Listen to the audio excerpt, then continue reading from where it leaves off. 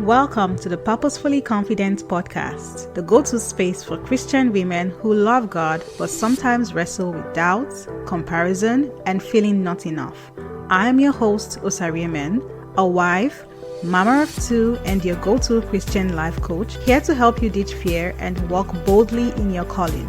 Each week, we're sharing faith-filled truths and mindset shifts to help you build unshakable confidence. So grab your AirPods, sis. Let's shake off doubt and walk in purpose. Hey, listen. I know we've all heard the saying that we have a purpose. Everybody here on earth has a purpose, has an assignment, has a calling to fulfill from God.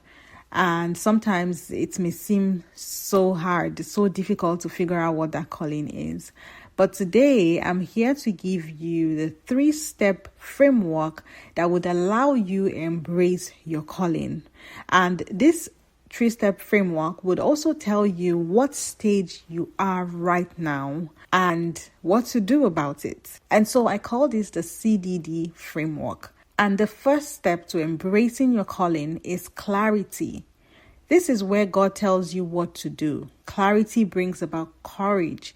It brings motivation and some excitement as well, because you know that you have downloaded the information from God and you know who is sending you. And this is where you know that there is a void in everybody's hearts to fulfill some form of purpose or assignment, something bigger than they are, just something more than just the regular 9 to 5 everyday kind of thing. There's a void inside of us that is creating some form of hunger and urgency for us to step into that purpose. And so when you receive clarity, when you receive the message, it brings about excitement.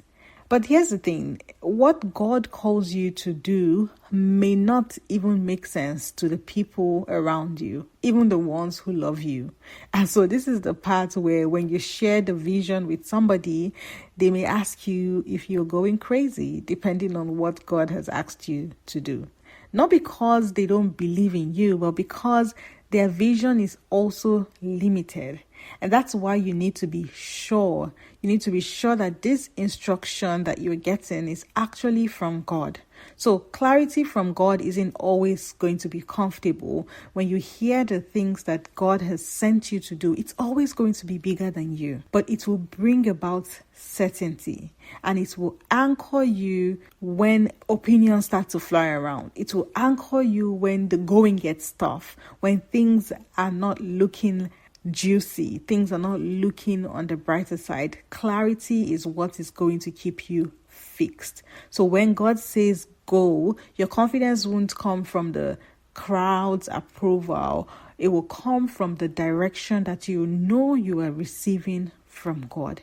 Clarity can only come when you have developed an intimate relationship with God. Now, this stage takes time.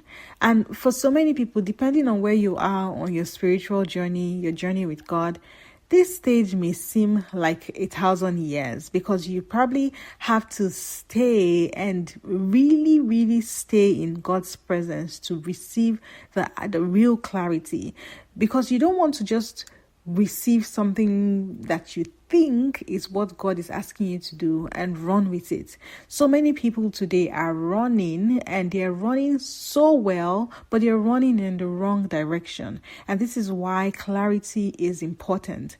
Clarity will bring that motivation where you know that you are going about your Father's assignment. You can almost tell that this thing, the fulfillment you're getting from this thing, shows that it is God that has assigned you to do it. So the second step to embracing your calling is development. This is the D.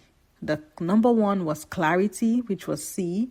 And number 2 is development. Let's look at Joseph.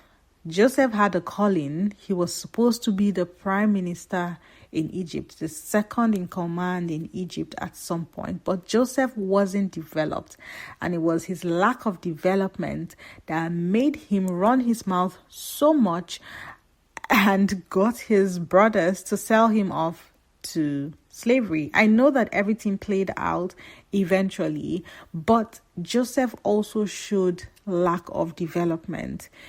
Joseph had a dream, but before he could even walk in that dream, he needed development. He had to build character. He had to let go of pride and youthful exuberance. He had to learn how to be sensitive about his calling and not just to run his mouth. This is the stage where you start to do the work. This is the stage where God shapes you and prunes you and molds you. And this stage is not the most glamorous. It's not the most glamorous season. Yes, you have received the calling. You've received the clarity and you're excited. You want to just go about and do it. But no, God is like, I have to shape you first.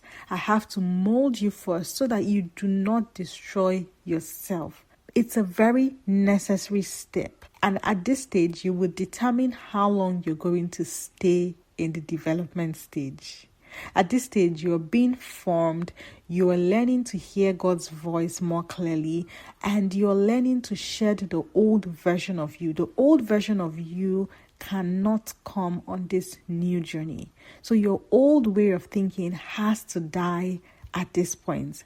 This is the season that it may look messy. You'll be asking, when is it going to happen? I thought I received the clarity. I thought I received the calling. Why is it not happening?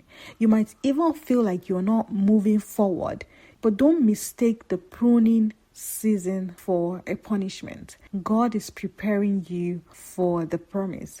You still have some inadequacies.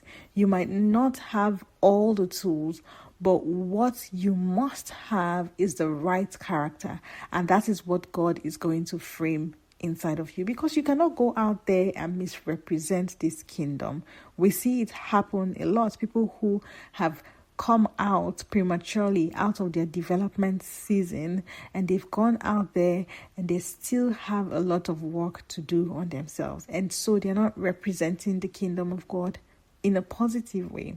The first thing in this development stage that you would have to let go of is pride. Pride, and even spiritual pride. Because this calling isn't about you. It's about God's master plan. And you must recognize that He is using you as a vessel of His love. If you are a doctor, He's using you to heal. If you're a teacher, He's using you to shape the next generation. If you're a finance advisor or finance coach, He's using you to help people steward their resources wisely. You are just a vessel God is using to express His love to mankind. So whatever your field, your calling is, or your ministry, this is the season where you must develop character.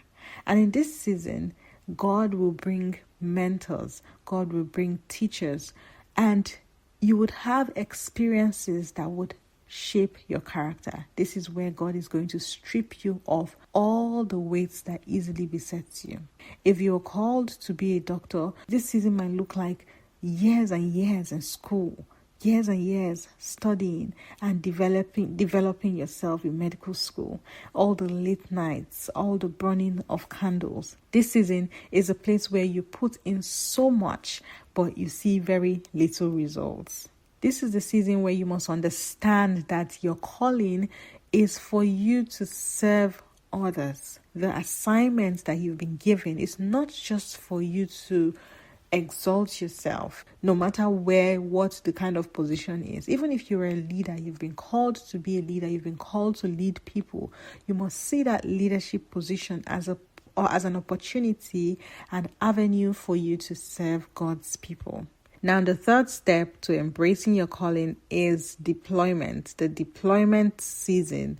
This is where you are being launched out. You have been pruned, you have been molded, you have been shaped. And so it's time for you to go to the battlefield. You have received the training necessary. So now it's time for you to do the work, to do the actual work of representing your Father's kingdom. It's normal for you to feel afraid. Yeah, but the currency for this season is faith. You must recognize that you have the backing of God. You must recognize that you've been chosen for such a time as this. So you must never let go of your faith. You have to keep relying on God who has given you the assignment in the first place. When God calls you, He usually equips you. He has equipped you right from time. You just needed training to bring forth everything that He has equipped you with. You are a vessel and His power is behind you. He has called you and He has equipped you with His power. And the mindset that you must have at this stage is that the reason why you are being sent out, like I said earlier, it's not because of you. It is because God loves people and He's using you as a vessel to interpret that love to people around you. Recognize that this is a lifelong partnership and you cannot do it on your own. We have to continually obey God at this stage. How am I using my gifts and my experiences to serve God's people? This should be at the top of your mind during the deployment stage. This is the point where you have to start thinking, how can I serve the people in the capacity that God has given to me? If you are in the deployment stage, I'm telling you today, do not shrink back. I want you to consistently rely on God and keep the faith up. Let nothing stop you from truly maximizing this particular season. I want you to ask yourself, what stage am I at right now? And what am I doing to help me maximize this stage to its fullest? Whether you are in your clarity, development, or deployment season, I want you to trust the process. God is faithful to complete the good work He has started in you. God will not abandon you. He has equipped you for such a time as this. You don't need to have it all figured out. You just need to stay yielded and stay teachable and keep saying yes to that call. All right, friend, that's all that I have for you today. Just a quick recap. We talked about the 3-step framework to helping you embrace your calling, and we used the CDD steps. C as in clarity, D as in development, and D for deployment. Do not forget to leave me a positive review on Apple Podcasts, and I will talk to you in the next episode. Thank you so much for joining me on today's episode. If it was a blessing to you and you enjoyed yourself, kindly do me a favor. Leave me a review, as this would allow this podcast to be discovered by women like you. You can also be a blessing to someone by sharing this episode with them. Until I come your way next time, stay blessed.